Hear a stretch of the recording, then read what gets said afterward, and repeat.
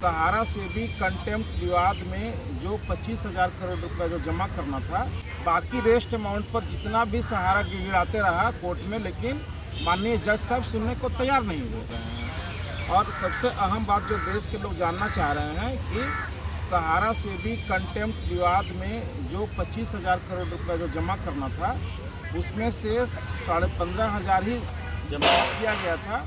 बाकी rest amount पर जितना भी सहारा गिड़गिड़ाते रहा, पूरा आपको 10,000 करोड़ रुपए जमा करना ही पड़ेगा। तो पहले कहा गया कि आप प्रिंसिपल जमा करो, प्रिंसिपल इनको 10,000 करोड़ जमा करना है। इनको राहत के तौर पर बस इतना ही मिला है कि 10 दिन में 1,000 करोड़ रुपया और 3 महीना में 10,000 करोड़ रुपया। एमडी वैली का लिक्विडेशन की प्रक्रिया मुंबई हाईकोर्ट में जारी है।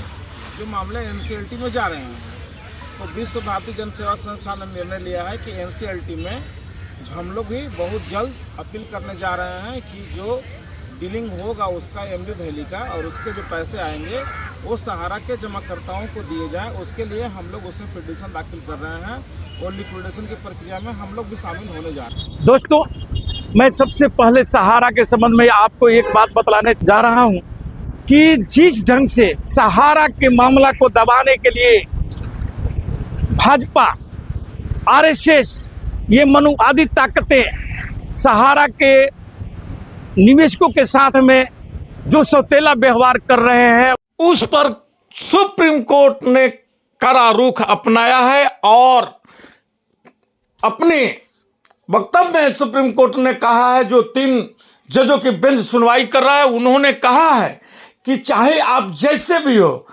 जो आपने वादा 2012 में किया था, उस पैसे को जितना जल्द हो सके आप सेबी के खाते में जमा कराएं, क्योंकि उसी सेबी और सहारा का केस का, कंटेम्प्ट केस का सुनवाई आज तीसरे दिन भी चली है। और तीसरे दिन में यही नतीजा निकल करके आया है कि जो सहारा का संपत्ति है, एक सहारा वैली जो है, जिसका कि ये लोग मूल्य 5 लाख करोड़ रुपया बतलाए हैं, जिस पर भी कोर्ट का तल्ख टिप्पणी हुई है, और एक बम्बे की बरसोवा में जो संपत्ति है जो करीब 55,000 करोड़ रुपये की है, और वे दोनों का लिस्ट आज सुप्रीम कोर्ट में जमा हो गया है। और उस पर कोर्ट जल्द ही फैसला सुनाएगा। लेकिन इसके साथ साथ कोर्ट का कड़ा रुख देखते हुए कि आप अभी 10 दिन के अंदर में 1,000 करोड़ रुपया और बाकी का 9,000 करोड़ रुपया आप 3 महीना के अंदर में सेबी के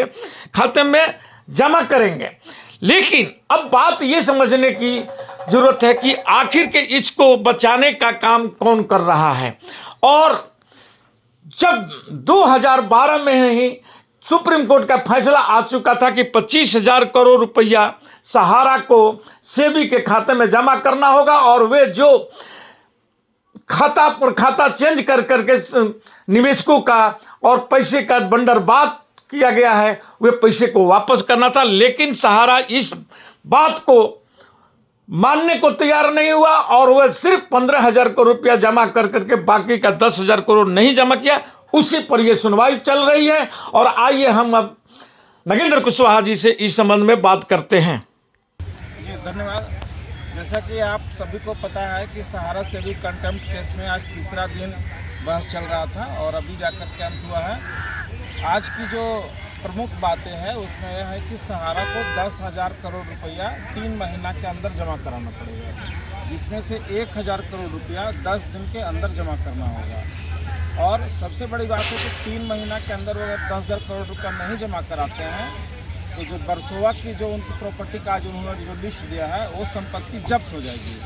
और सबसे एक अहम बात जो हम लोगों को पता भी नहीं था और अच्छा ही हुआ कि जो पता चल गया, एमडी वैली का लिक्विडेशन की प्रक्रिया मुंबई हाईकोर्ट में जारी है। जो मामले एनसीएलटी में जा रहे हैं, तो विश्व भारती जन सेवा संस्थान ने निर्णय लिया है कि एनसीएलटी में हम लोग भी बहुत जल्द अपील करने जा रहे हैं कि जो डीलिंग होगा उसका एमडी वैली का, और उसके जो पैसे आएंगे वो सहारा के जमाकर्ताओं को दिए जाए। उसके लिए हम लोग उसमें पिटीशन दाखिल कर रहे हैं और लिक्विडेशन की प्रक्रिया में हम लोग भी शामिल होने जा रहे हैं। और सबसे अहम बात जो देश के लोग जानना चाह रहे हैं कि सहारा से भी कंटेम्प्ट विवाद में जो 25,000 करोड़ रुपये जो जमा करना था, उसमें से 15,500 ही जमा किया गया था। बाकी रेस्ट अमाउंट पर जितना भी सहारा गिराते रहा कोर्ट में, लेकिन माननीय जज साहब सुनने को तैयार नहीं हुए। वो बोले कि नहीं, पूरा का पूरा आपको 10,000 करोड़ रुपया जमा करना ही पड़ेगा। हालांकि सेबी ने तो उस पर इंटरेस्ट लगा करके 60 से ऊपर मांग दिया, लेकिन अभी उसकी बात नहीं हुई। अभी पहले कहा गया कि आप प्रिंसिपल जमा करो, तो प्रिंसिपल इनको 10,000 करोड़ जमा करना है। इनको राहत के तौर पर बस इतना ही मिला है कि 10 दिन में 1,000 करोड़ रुपया और 3 महीना में 10,000 करोड़ रुपया। ये तो रहा ये बात। अब लोगों के मन में ये सवाल उठेगा कि सहारा सेबी के विवाद में फंड अगर जमा होते हैं तो कोऑपरेटिव के मेंबर्स को क्या फ़ायदा होगा। तो कोऑपरेटिव का मेंबर्स को फ़ायदा यही होगा। आज भी कोर्ट रूम में एक छोटी सी बात उठी थी जिसमें कि 62,000 करोड़ रुपया का एक खुद ही मान रहे थे उनके वकील कि 62,000 करोड़ रुपया का लाइबिलिटी कोऑपरेटिव का है। हालांकि इस पर कुछ बातें और भी उठती, लेकिन वो नहीं उठा। खैर कोई दिक्कत नहीं है, हम भी वेट एंड वॉच कर रहे हैं, क्योंकि जितना ज़्यादा पैसा सहारा सेबी रिफंड खाते में जमा होंगे उतना ही हमारे लिए फ़ायदा है, क्योंकि वो पैसा हमारे देश के कोऑपरेटिव के मेंबरों का है। जो असल बात कोर्ट में उठना चाहिए था कि रियल इस्टेट हाउसिंग बोर्ड का जो दिशा निर्देश आया था 2012 में, जो जजमेंट था कि इसका आप भुगतान करो, और उसको ये लोग ऑटो कन्वर्ट कर दिए क्यूसोप और सोसाइटियों में, जो आज साफ झलक भी रहा था। अभी जज साहब उस पर नहीं बोलना चाहे हैं, तो उस पर जब बात हम लोगों के तरफ से आएगा तो उसमें सारा चीज़ शीशे की तरह साफ हो जाएगा। और उस समय जितना ज़्यादा फंड सेबी के अकाउंट में रहेगा वो देश के जमाकर्ताओं के लिए ही रहेगा। इसलिए हमारे लिए अच्छा है कि 10,000 करोड़ और जमा हो जाएगा, तो 25,000 ही ब्याज समेत है, 25 10 35 हो जाएगा। अगर सेबी और ज़्यादा वसूल सकता है और ज़्यादा अच्छा होगा। एमबी वैली की लिक्विडेशन की प्रक्रिया जारी है, हमारा एनजीओ उनके साथ में टैग होने जा रहा है, उससे जो पैसा आएगा वो भी हो जाएगा। अगर 1 लाख सवा लाख करोड़ रुपया अगर किसी भी तरह से आ जाता है सेबी के फंड में, तो हमारे लिए बढ़िया है कि वो पैसा रियल इस्टेट हाउसिंग बोर्ड के लोग तो लेने आएंगे नहीं, और ये हम सरकारी फंड में जाने देंगे नहीं, तो फिर वो पैसा जाएगा कहाँ? वो निवेशकों को ही मिलेगा।